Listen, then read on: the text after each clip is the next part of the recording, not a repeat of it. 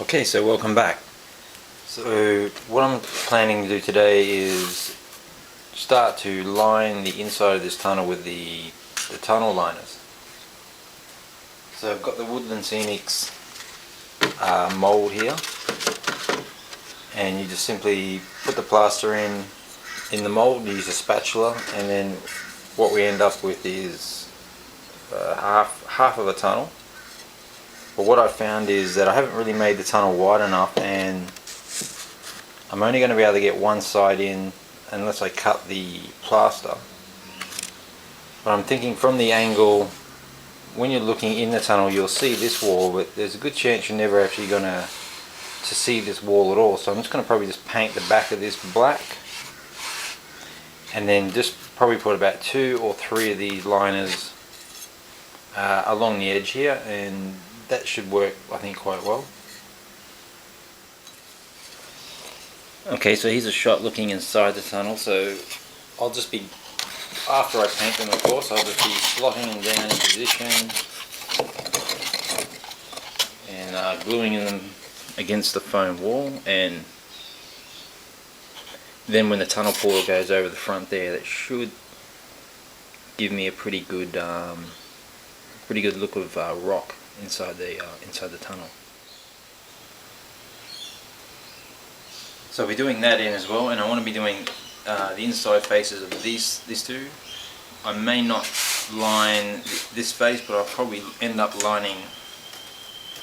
putting tunnel liners in here, these two sides, and then these two sides, and then finish off over in the corner there. So there's a fair few of these to make, and so I'll get stuck in and start making some more.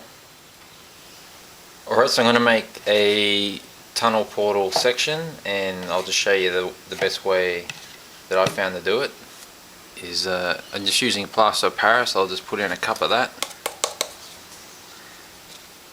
and I've found that you don't want to make the mix too wet and runny, because when you try to sculpt it on the slope here, it will all just want to just gush out.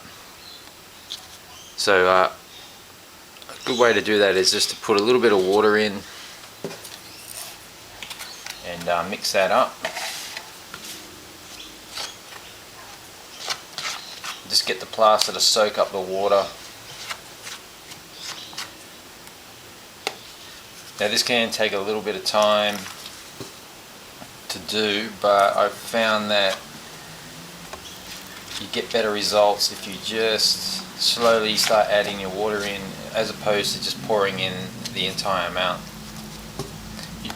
If you're going to use 1 cup of plaster, you probably only need about half a cup or a little bit more of water.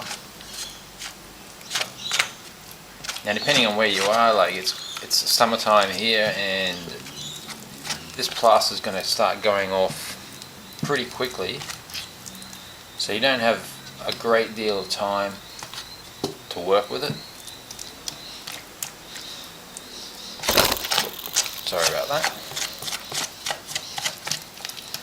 So it's starting to get there. It's a little bit thick, but I certainly don't want to add any more water at this stage.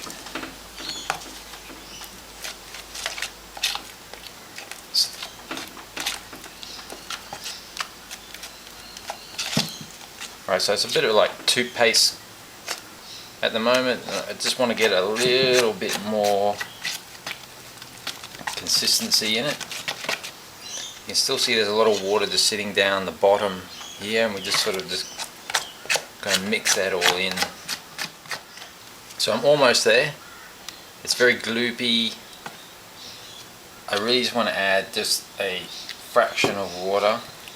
You're at a dangerous part now where if you overwater it now, it just gets way too wet, and then if you do overwater it, usually just let the plaster sit for 5 minutes, and it starts to go off a little. Alright, that's a pretty good consistency now. So I'm just going to go ahead now and just spatula it straight into the mold. We'll just dump it all on top there.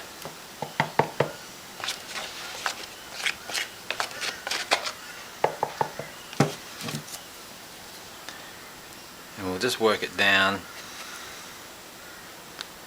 into all the corners.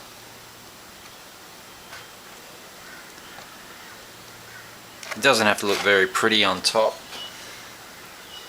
You're not going to see the back of it. But just I found if you don't push it, sometimes you don't push it down into the corners, you end up with little air bubbles. So we'll just scrape it back. I'll do the other side now.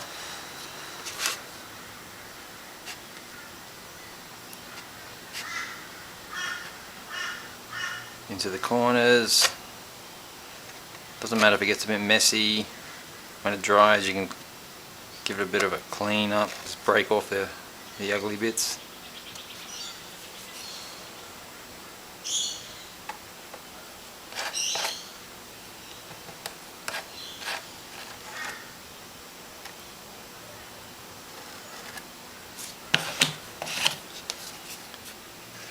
I'm getting very close now.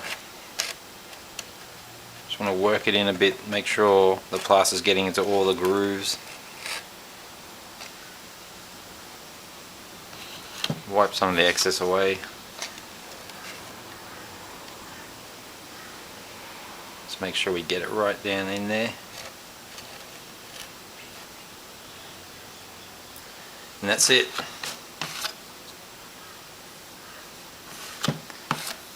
So it doesn't take, I guess, a real long time to make the plaster and do it, but now I have to leave it for, I might leave it for an hour or two. I've found that if you try to pop it out of its mold too early, it cracks in half, so you're better off waiting for it to completely go off. And you can usually tell that the plaster's gone off by the color of it. This is a sort of a greyish color, but as soon as it turns like a really whitey white color, it's totally gone off and it's ready to pop out. Alright, so this should be dry by now, and so let's pop it out of the mold and have a look. And if you just pull the mold apart either side, it should just break free.